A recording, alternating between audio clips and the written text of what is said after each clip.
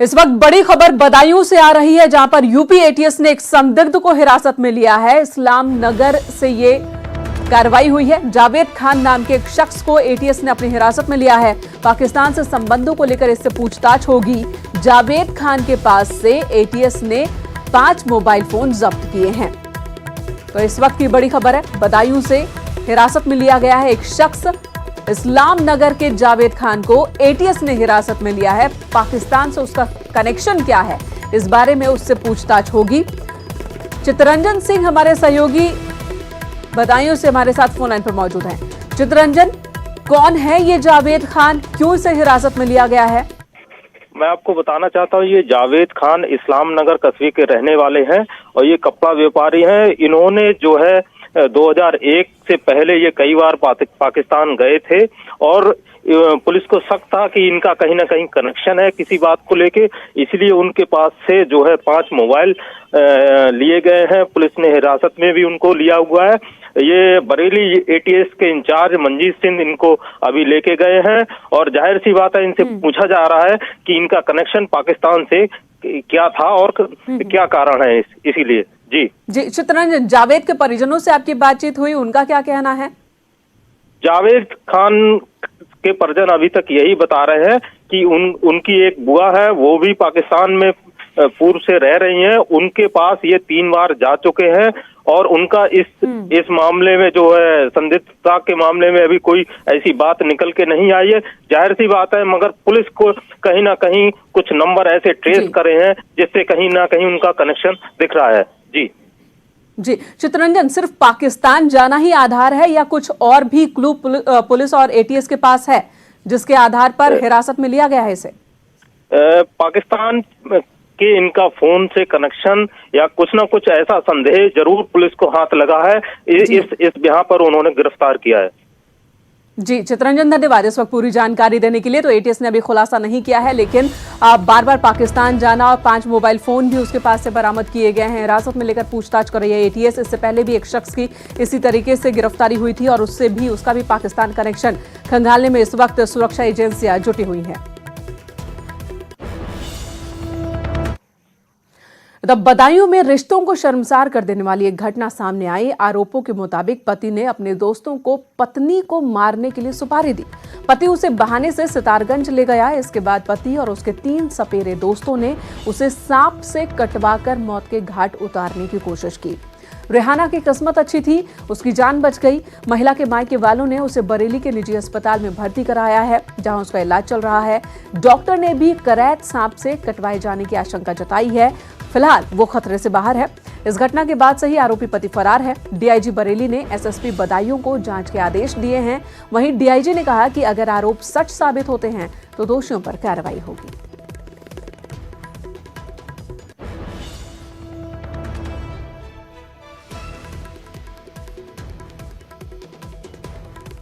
करना चाहता हूँ कि करनी सजा मिले साहब। क्या पुलिस कार्रवाई इसको उखड़ के फेंक दे, खूब जड़ से नापैद करने ये केस वालों को। ये नशे कराते हैं, सांप हो गए, ये वो ये सब, और समझी मेरे वहां से भाग गया। तो आपकी बेटी के साथ सांपों से कटवाया मेरे दामाद ने। और हाथ के ऊपर जो है दांत या शार्प इरेजन्स उसके हाथ पे दोनों पे हैं काफ़ी सारे, और हमारी जांचों के हिसाब से इसके खून में पतलापन आया, मतलब कि पीडी बढ़ा हुआ था। तो महिला के सभी आरोपों की गंभीरता से जांच कराई जा रही है और मेडिकल रिपोर्ट में भी देखा जा रहा है कि क्या उसमें सांप का जो जहर होता है वो आया है, किन परिस्थितियों में वहाँ ले गए और ये महिला गई क्यों वहाँ पर। तो इन सभी जो उसके आरोप हैं उसकी जांच करा रहे हैं और आरोपों की जांच के बाद जरा सा भी इसमें कोई तथ्य सही पाए गए तो कड़ी कार्रवाई की जाएगी। रामपुर में आजम खां की जौहर यूनिवर्सिटी के वजूद पर खतरा मंडराता नजर आ रहा है। प्रशासन ने किसानों को उनकी जमीन वापस करने की प्रक्रिया शुरू कर दी है। 26 किसानों की करीब 20 बीघा जमीन से जुड़ा ये मसला है। आजम खां पर जमीन पर अवैध कब्जा कर इसे यूनिवर्सिटी में मिलाने का आरोप है। इन 26 किसानों ने इसे लेकर मुकदमा दर्ज कराया था। जिला प्रशासन की ओर से भी एक एफआईआर दर्ज कराई गई थी। इसके बाद आजम खां को भू माफिया घोषित किया गया था। जिला प्रशासन किसानों की जमीन की नपाई करा रहा है और अब तक उसने 10 से 12 किसानों को उनकी जमीन वापस दिलवाई है।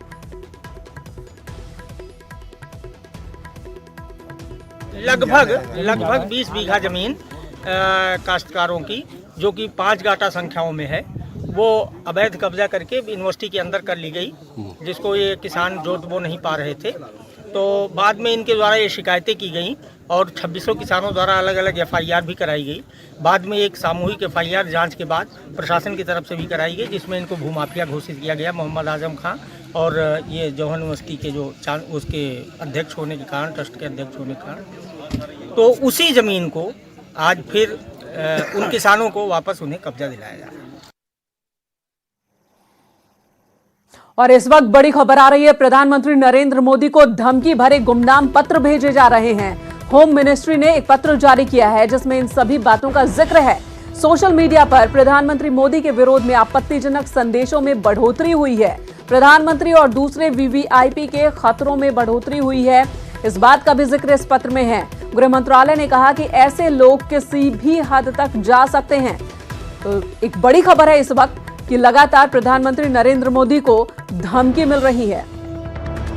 शैलेंद्र वांगू, एडिटर नेशनल ब्यूरो, इस वक्त हमारे साथ फोन लाइन पर मौजूद हैं। शैलेंद्र जी, किस तरह की धमकी, और ये बहुत ही गंभीर मसला है जो कि इस वक्त गृह मंत्रालय की ओर से सामने रखी गई है बात। बिल्कुल, आपको बता दूं मेनका कि ये जो चिट्ठी लिखी गई है, ये गृह मंत्रालय की तरफ से लिखी गई है। 26 जनवरी यानी रिपब्लिक डे के चलते सुरक्षा के लिए जो तैयारियां की जानी चाहिए, उस लिहाज से चिट्ठी लिखी गई है। लेकिन इस चिट्ठी में इस बात का जिक्र भी है कि प्रधानमंत्री मोदी को पिछले दिनों लगातार गुमनाम चिट्ठियां मिल रही हैं, धमकी भरे पत्र मिल रहे हैं। वही साथ ही साथ सोशल मीडिया पर जो पोस्ट है, वीडियोज हैं, वो डाले जा रहे हैं। उसे ये पता चलता है कि कितनी ज्यादा हॉस्टिलिटी है प्रिय प्रधानमंत्री मोदी के खिलाफ और जो बाकी डिग्नेटरीज हैं। तो ऐसे में ये भी कहा गया है इस चिट्ठी में कि कोई ऐसा इंडिविजुअल, डेस्परेट इंडिविजुअल किसी भी एक्सट्रीम मेजर यानी किसी भी हद को पार कर सकता है अपने मंसूबे पूरे करने के लिए। तो ऐसे में एहतियात बरतने के लिए कहा गया है। लेकिन इसमें एक अहम बात ये भी बता दूं आपको मैंने कहा कि इस चिट्ठी में ये भी कहा गया है कि जो CAA यानी सिटीजनशिप अमेंडमेंट एक्ट और NRC को लेकर जो प्रदर्शन हो रहे हैं, वो कहीं ना कहीं उसका फायदा देश विरोधी ताकतें उठा सकती हैं। यानी ये कहा गया है कि 26 जनवरी से पहले ये एक इमिनेंट खतरा हो सकता है इस तरह के प्रदर्शन। तो ऐसे में संयुक्त एक बड़े पैमाने पर डिप्लॉयमेंट और सुरक्षा के पुख्ता इंतजाम किए जाने चाहिए ताकि इस तरह के प्रदर्शन। तो शैलेंद्र जी, प्रधानमंत्री की सुरक्षा पहले ही पुख्ता तरीके से होती, क्या इस पत्र के बाद सुरक्षा में और बढ़ोतरी होगी? क्या उसे और जो चरण है उसे और बढ़ाए जाएंगे क्या कुछ? देखिए, प्रधानमंत्री की सुरक्षा पहले से ही चाक-चौबंद है, लेकिन जिस तरह का ये इवेंट रहता है 26 जनवरी का, जब प्रधानमंत्री एक लंबे समय के लिए एक ओपन स्पेस में रहते हैं, राजपथ पर उनकी मौजूदगी रहती है, तो ऐसे में कोई सुरक्षा का खतरा ना रहे इसलिए सेंसिटाइज किया गया है सभी पैरामिलिट्री फोर्सेस को और साथ ही साथ इंटेलिजेंसीज को भी, ताकि इस तरह किसी भी खतरे से निपटा जा सके। क्योंकि इसमें ये कहा गया है कि सीधे प्रधानमंत्री मोदी को टारगेट किया जा रहा है, उनके खिलाफ आपत्तिजनक शब्दों का इस्तेमाल किया जा रहा है। तो ऐसे में कोई ऐसा इंडिविजुअल जो किसी भी तरह से भीड़ में घुसकर कोई ऐसी हरकत कर दे जो कहीं ना कहीं सेंध हो सकती है सुरक्षा में, तो ऐसे तो सतर्कता और ज्यादा सतर्क रहने की जरूरत है। शैलेंद्र वांगू, धन्यवाद इस वक्त पूरी जानकारी देने के लिए। तो लगातार प्रधानमंत्री को धमकी भरे पत्र मिले हैं, गृह मंत्रालय ने इस वक्त ये जानकारी दी है और साथ ही सोशल मीडिया पर भी उन पर अटैक लगातार बढ़ रहे हैं, किसी भी हद तक जा सकते हैं ऐसे लोग। और इस वक्त जो देश में माहौल है CAA और NRC को लेकर, उसका फायदा कुछ अराजक तत्व उठा सकते हैं। इस तरह की बातचीत गृह मंत्रालय की ओर से 26 जनवरी के मद्देनजर।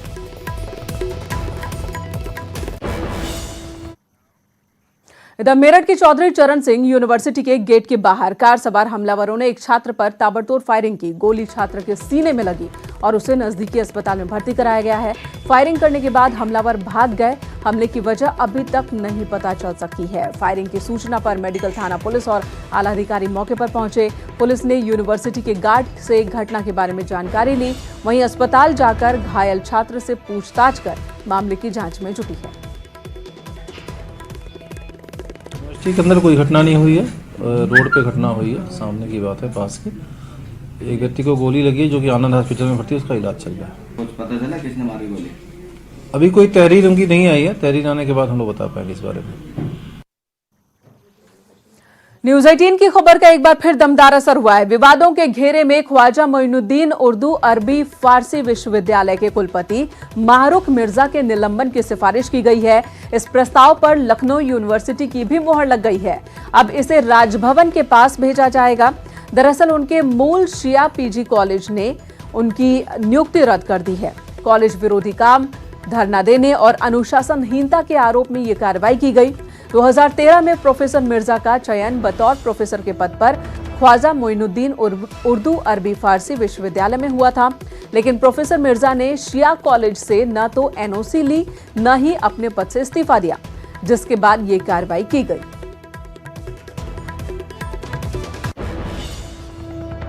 वो प्रकरण विश्वविद्यालय को भेजा गया और विश्वविद्यालय ने उसका संज्ञान लिया और उसके पश्चात कार्रवाई करने के लिए कॉलेज मैनेजमेंट स्वतंत्र है। वाइस चांसलर संतुष्ट हैं, इस बात से संतुष्ट हैं कि कॉलेज मैनेजमेंट के प्रस्ताव के मुताबिक विहित प्रक्रिया का अनुपालन किया गया है और उसके मुताबिक ये कुलपति की सहमति का सीधा सा प्रिजम्पशन ये है कि कॉलेज मैनेजमेंट अपने स्तर से जो भी उसने प्रस्ताव किया है उसके कार्रवाई को अमल में ला सकता है। न्यूज़ 18 पर प्रमुखता से खबर दिखाए जाने के बाद अंततोगत्वा लखनऊ विश्वविद्यालय ने प्रोफेसर महरूख मिर्जा के निलंबन प्रस्ताव पर मोहर लगा दी है। प्रोफेसर महरूख मिर्जा वर्तमान में ख्वाजा मोइनुद्दीन चिश्ती विश्वविद्यालय के कुलपति पद पर तैनात हैं। वहीं शिया पीजी कॉलेज द्वारा उनके निलंबन प्रस्ताव पर लखनऊ विश्वविद्यालय ने मोहर लगा के उनकी एसोसिएट प्रोफेसर तक की सेवाओं को समाप्त कर दिया है। ऐसे में जहाँ कांग्रेस इस बड़े हद तक सरकार पर हमलावर होती हुई नजर आ रही है, वहीं कांग्रेस प्रवक्ता ने राजभवन की कार्यप्रणाली पर भी सवालिया निशान उठा दिए हैं। ऐसे में देखना यह होगा कि राजभवन इस पर किस तरीके से अपना रुख स्पष्ट करता है, वह प्रोफेसर महरूख मिर्जा पर किस तरीके की कार्रवाई करता है। कैमरा पर्सन मनोज शाही के साथ मैं प्रशांत पांडे, न्यूज़ 18 लखनऊ। इधर नागरिकता संशोधन कानून को लेकर जारी प्रदर्शन के बीच केंद्रीय मंत्री संजीव बालियान ने जामिया और जेएनयू में पश्चिमी उत्तर प्रदेश के छात्रों को 10% आरक्षण दिए जाने की वकालत की है। मेरठ में नागरिकता संशोधन कानून के समर्थन में एक कार्यक्रम में संजीव बालियान ने कहा कि मैं राजनाथ जी से निवेदन करूंगा, जो जेएनयू और जामिया में देश के विरोध में नारे लगाते हैं, इनका इलाज एक ही है, पश्चिमी उत्तर प्रदेश का वहां 10% आरक्षण करवा दिया जाए।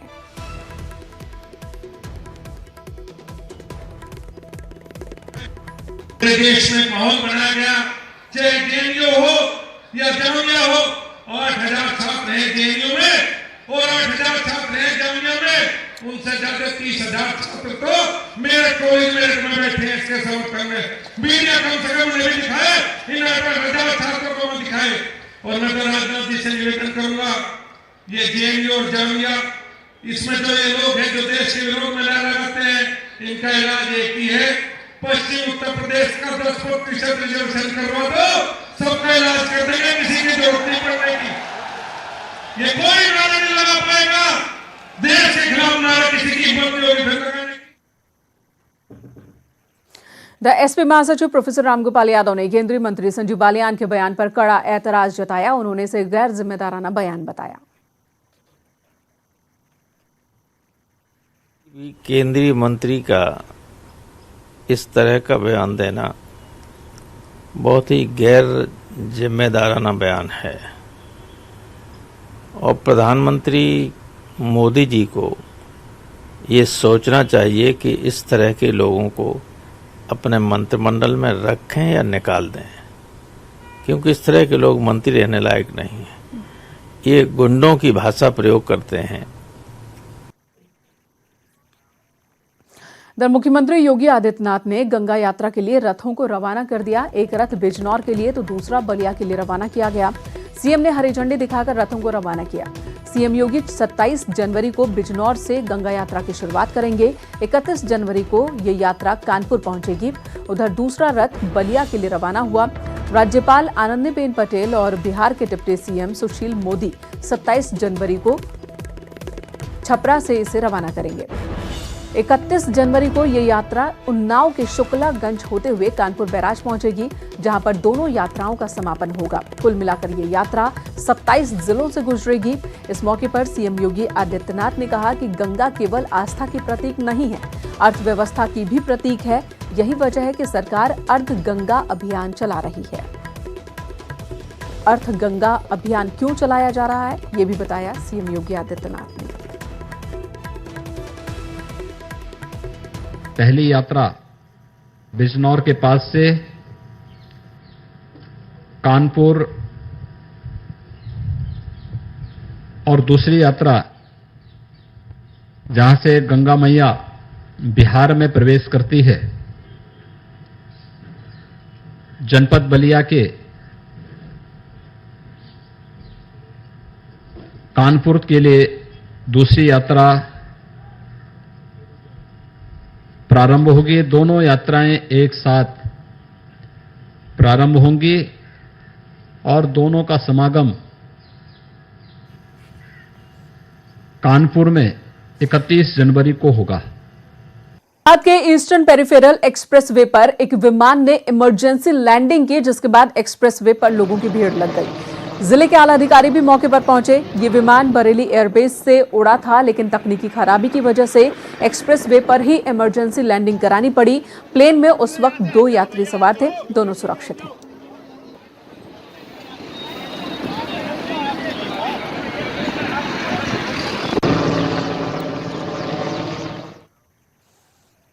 इधर कांग्रेस अध्यक्ष सोनिया गांधी और महासचिव प्रियंका गांधी ने अमेठी में पीड़ित परिवारों को सांत्वना दी। यहां 20 जनवरी की रात सड़क हादसे में 6 लोगों की मौत हो गई थी। सोनिया गांधी और प्रियंका गांधी ने मृतकों के परिजनों से मिलकर उन्हें सांत्वना दी।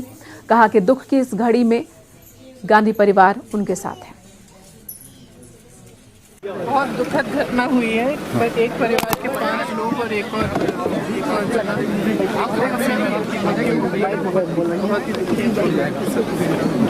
से मिलने आए थे। आरएसएस प्रमुख मोहन भागवत अपने 5 दिवसीय दौरे पर गोरखपुर पहुंचे हैं। कल से 5 दिन तक आधिकारिक रूप से बैठकों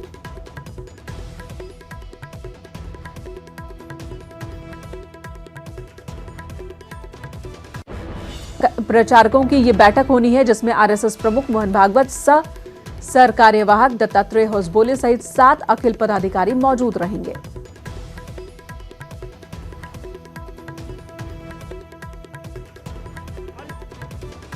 पांच दिवसीय प्रवास पर गोरखपुर में मौजूद हैं और इन 5 दिनों में आरएसएस प्रमुख पूर्वी क्षेत्र की बैठक करेंगे।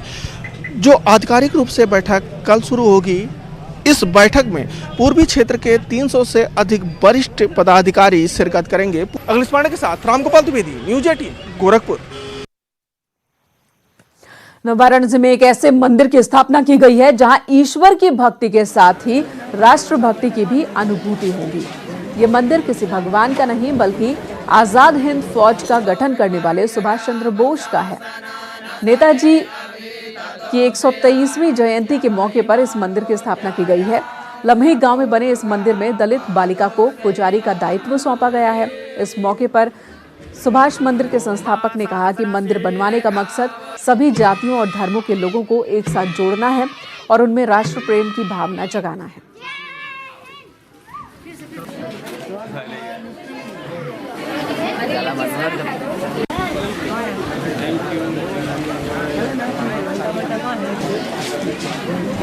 आज़ादी के आंदोलन में भी सबसे ज़्यादा मुसलमानों ने अगर रोल अदा किया, नेताजी के कहने पर किया। आज़ाद हिंद फौज में बहुत बड़ी संख्या में मुसलमान शामिल हुए। वहाँ पर उन्होंने जाति भेद खत्म कर दिया था। आज हमारे देश में फिर से जाति का उद्भव हो चुका है। जातियों के नाम पर राजनीति की जा रही है, देशभक्ति कम होती जा रही है। ऐसे समय में हमें ऐसे मंदिर की आवश्यकता है जहाँ पर जाने के मात्र से ही हमें अपने देश से लगा हो जाए। तो सुभाष चंद्र बोस का मंदिर, क्या ये मुमकिन नहीं कि बिना मंदिर के ही हम इनके आदर्शों को अपने जीवन में शामिल कर लें? गाजियाबाद में सर्दी से बचाव के लिए जलाई गई अंगीठी से दम घुट गया। 5 साल के एक मासूम बच्चे की मौत हो गई। 3 बच्चों समेत परिवार के बाकी लोगों का अस्पताल में इलाज चल रहा है।